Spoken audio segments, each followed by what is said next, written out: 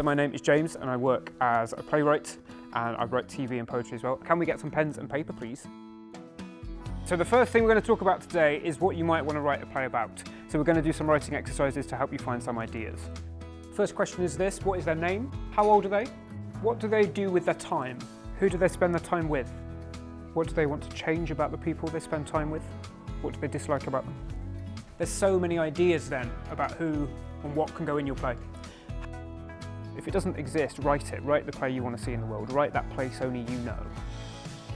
The main technique and activity I'm delivering to help people find the material to write their plays is an activity called free writing. They're not worrying about spelling or grammar or whether it's good or bad or producible on stage. They're just mapping the movement of their mind on paper.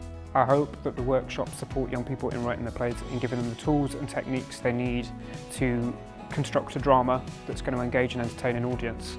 As young writers, you know about a place that so few people in the world know about. I learned that you don't have to focus on it being smart and good. You have to focus on it being about you, not just what everyone else thinks, but what you think. The most memorable thing to come from young people is one of the stories that a young boy dreamt up in one of the workshops about a dad who sells his superpower of immortality because he's broke. But then when he has a son, he wants to buy it back because he wants to stay alive for the whole of the son's life. So I think that's a great thing with writing. It's a great way to get stuff off your chest. And for me, if there's things I don't feel confident enough to say out loud, I can kind of write it out on paper and then someone else can say it out loud for me on stage. So I think that's something that can definitely happen in your play. Write about those things you want to get off your chest. Yeah, it's inspired me a lot because I used to be really quiet. It was like I was under a shell, so I was really quiet, and now I've gone out of the shell and not quiet anymore, and I actually speak a lot because of this. A project like this is really important, specifically in Suffolk, because it says to young people you don't have to live in a city to be a writer. It says to young people that your voice is important and theatres are for you, and that what's going on in your head and your heart is valuable and people need to hear about it. I'm very excited about showing my play in the theatre, and so other people can enjoy it. Well, I've not really got a part that I didn't really like. I liked it all. I've learned that when you write about a play, you can do whatever you would like to do. You don't have to be one certain thing. Before this, I weren't that imaginative, but for this, I am much more.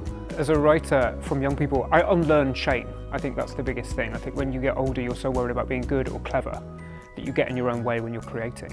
And I think working with young people who haven't yet learned shame or aren't worried what people think about the quality of their ideas, it makes me braver and more playful in my own writing.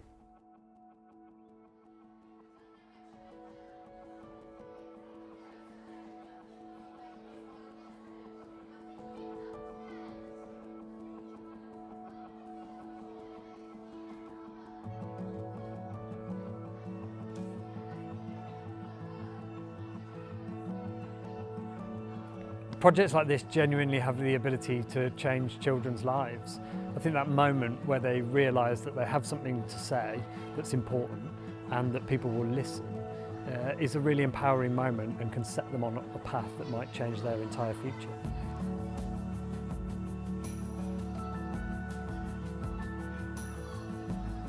I like writing because if I'm going through something stressful or something, then I can write it down in a story. I couldn't believe it at first because when I saw my name on there, I was thinking, is that somebody else? But no. Their imaginations know no bounds, and they're not limited by things like logic.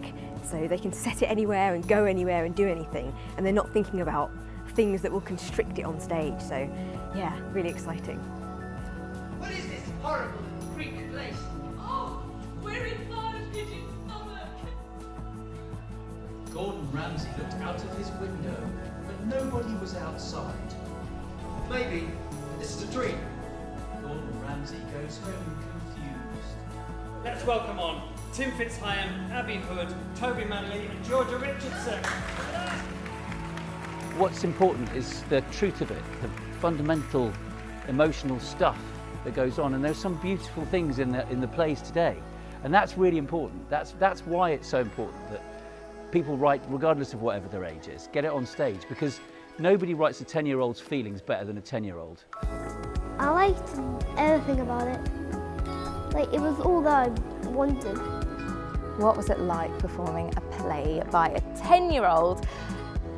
Absolutely bonkers and exciting and hilarious and wonderfully creative. Use my hair as a ladder.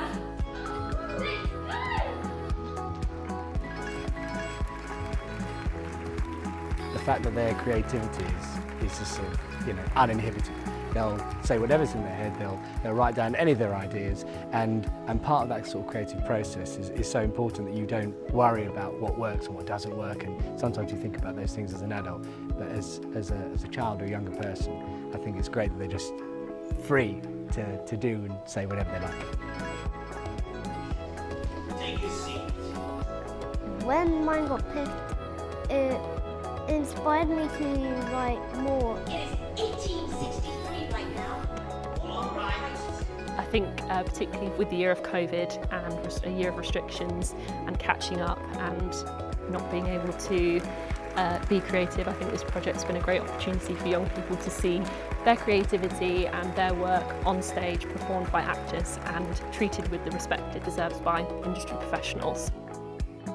I feel inspired to write more now that we've done the workshop, because I've seen you can actually write and you never know where we'll end up, because we were writing and you could see that my friend's play just got played on the stage and it was really good.